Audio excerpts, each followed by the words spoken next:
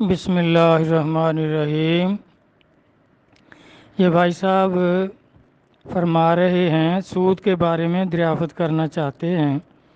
یہ فرماتے ہیں کہ آج کل کتنے لوگ آن لائن کاروبار کر رہے ہیں اور وہ یہ کہتے ہیں کہ ہمیں آپ جتنی اماؤنٹ دے دیں، 2-4 لاکھ یا جتنی آپ دے سکتے ہیں، تو اس پر ہم ماہانہ آپ کو 5% یا 7% جتنا طے ہو جائے وہ آپ کو پرافٹ دیتے رہیں گے، اور اس کے بعد آپ جب چاہیں مقرر کر لیں کہ 6 ماہ بعد، سال بعد یا جتنے عرصے بعد آپ اپنی اصلی رقم لینا چاہتے ہیں وہ بھی لے لیں، اور وہ پوری کی پوری آپ کو مل جائے گی۔ تو یہ میرا بھائی بالکل سود ہے، کیونکہ آپ نے جو رقم دی ہے اس پر پرسنٹیج مقرر کی ہے، تو سود اسی کو کہتے ہیں۔ اس کا کلیہ ہے اصل زر، یعنی جو آپ نے رقم دی ہے، ضرب شرح کہ کتنی شرح پر دی ہے، اور ضرب مدت کتنی مدت کے لیے دی ہے، تو اس کا بٹا کرتے ہیں 100/100، تو وہ پرسنٹیج آ جاتی ہے۔ اس کو کہتے ہیں سود مفرد، اور رقم بھی آپ کی رہے گی اور یہ منافع آپ کو ملتا رہے گا۔ یہ تو بالکل خالصتاً سود ہے کہ پیسے دیے، اس پر پرسنٹیج مقرر کر لی۔ اس کو کاروبار نہیں کہہ سکتے، کیونکہ کاروبار میں گھاٹا منافع دونوں ہوتے ہیں، لاس بھی ہوتا ہے، پرافٹ بھی ہوتا ہے، اور پرافٹ مقرر نہیں ہو سکتا۔ کیا پتہ مارکیٹ کا کیا کل کو حال ہو، مارکیٹ بیٹھ جائے یا اوپر چلی جائے، تو اس میں منافع اگر ہوگا تو وہ کم بھی ہو سکتا ہے، زیادہ بھی ہو سکتا ہے۔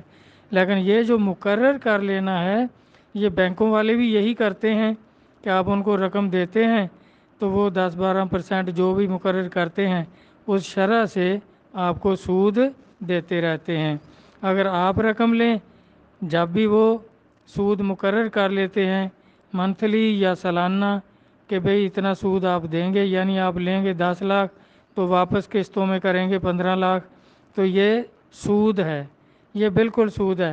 ایک دوسرا طریقہ بھی چل رہا ہے، یہی آن لائن والے جو ہیں، یہ کسی بھی بڑی فرم یا بڑی بڑی جو کمپنیاں ہیں ان کے کچھ شیئر خرید لیتے ہیں یا کوئی کرنسی خرید لیتے ہیں۔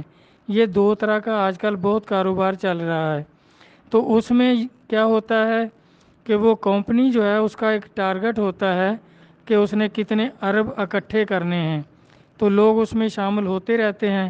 کوئی 2 لاکھ لگاتا ہے، کوئی 10 لاکھ، کوئی 20 لاکھ، کوئی کروڑ، کوئی 2 کروڑ، اس طرح شروع میں جب تک ان کا ٹارگٹ پورا نہیں ہوتا تو وہ اس پر پرافٹ دیتے رہتے ہیں۔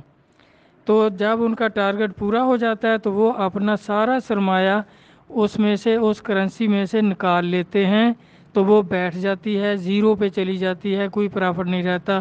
جتنا لوگوں نے پیسہ لگایا ہوتا ہے وہ سارا اس کمپنی کے کھاتے میں چلا جاتا ہے۔ اس کو کہتے ہیں جوا، قمار بازی۔ یہ بھی حرام ہے، سود بھی حرام ہے۔ تو اب یہ دونوں کام چل رہے ہیں اوپن مارکیٹ میں۔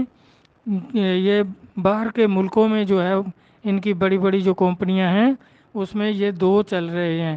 لوگ کرنے والے یا تو کسی سے رقم لے لیتے ہیں، اس کا مطلب تو یہی ہے کہ آپ نے اس کو رقم ادھار دی ہے اور اس پر پرافٹ لیا ہے، اور رقم بھی پوری واپس لیتے ہیں اور یہ سود بھی لیتے رہتے ہیں۔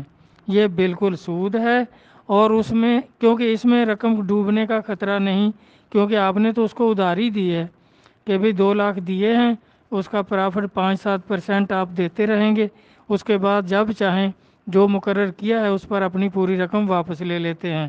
یہ بالکل سود ہے۔ اور دوسرا جو ہے وہ جوا ہے۔ جوئے کا یہی طریقہ ہوتا ہے کہ ایک کو پرافٹ ہو رہا ہے، دوسروں کے رقم جو ہے وہ ڈوب رہی ہے۔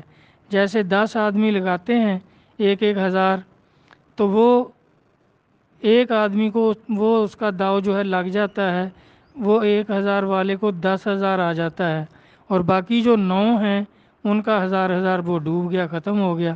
تو اس کو سب کا اس کو آ گیا۔ اس کو کہتے ہیں جوا۔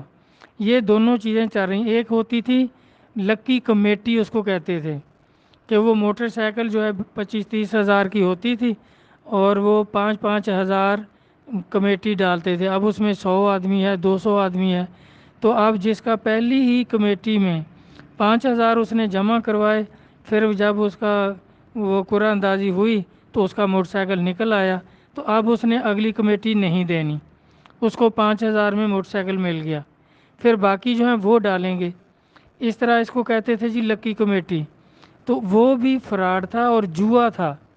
یا تو وہ بھاگ ہی جاتے تھے، نہ بھاگیں تو پھر بھی وہ جوا ہے، کیونکہ جس طرح 25-30 ہزار کی موٹر سائیکل پہلی کمیٹی جس کی نکل آئی اس کو 5 ہزار میں مل گئی، اب اس نے 5 ہزار لگایا تھا، 30 ہزار جیت لیا، اس کو کہتے ہیں جوا۔ یہ بھی لکی کمیٹیاں نہیں تھی، یہ بھی جوا تھا۔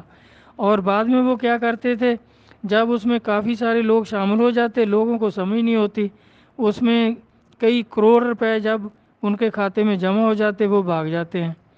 تو نہ بھی بھاگیں تو پھر بھی حرام ہے، بھاگیں تو ان کے لیے حرام، نہ بھاگیں تو یہ جو لکی کمیٹی ڈال رہے ہیں، موٹر سائیکلیں لے رہے ہیں، ان کے لیے یہ قطعاً جوا ہے، حرام ہے۔ اس طرح میرا بھائی یہ آج کل یہ دنیا میں دو ہی کام بہت چل رہے ہیں، کیونکہ عیسائی، یہودی اور ہندو جو ہیں ان کا تو دین ہی کوئی نہیں ہے، اب وہ کافر ہیں سارے۔ عیسائی بھی کافر ہیں کیونکہ وہ انجیل پر عمل نہیں کرتے، اس کو انہوں نے چینج کر لیا تھا، اور یہودی جو ہیں وہ بھی توریت وہ رہی نہیں، توریت جو تھی وہ سب بدلی کی ہوئی ہے، وہ اس پہ عمل کرتے ہیں۔ تو یہ جوا اور سود جو ہے اس کو وہ حرام نہیں سمجھتے، اس لیے وہ تو کرتے ہیں، لیکن مسلمان جو ہیں ہمارے لیے بھائی سود بھی حرام ہے اور جوا بھی حرام ہے۔ تو آج کل جتنی بھی کچھ نام بدل کر، نبی صلی اللہ علیہ وسلم نے فرمایا تھا آخری زمانے میں لوگ سود اور جوئے کے نام بدل کر اس کو جائز کریں گے، کبھی پرافٹ کہیں گے، کبھی لکی کمیٹی کہیں گے، کبھی کاروبار کا نام دیں گے۔ تو یہ اس طرح آپ نے فرمایا کہ نام بدل کر جوا اور سود کو حلال کر کے اپنی طرف سے سمجھیں گے کہ ہم نے اس کو حلال کر لیا، ہم حلال کر رہے ہیں۔ بالکل حرام ہے، جوا بھی حرام ہے اور سود بھی حرام ہے۔ یہ جتنے کاروبار آج کل ہو رہے ہیں یہ سب بھائی یا تو سود ہے یا پھر جوا ہے۔ تو میرا خیال ہے اب کلیئر ہو گیا ہوگا، اگر کوئی چیز مبہم رہ گئی ہو تو میرا بھائی دوبارہ سوال بھیج دینا، انشاءاللہ تعالیٰ پھر عرض کر دوں گا۔ اللہ تبارک و تعالیٰ سمجھ عطا فرمائے، آمین۔ اللہ حافظ۔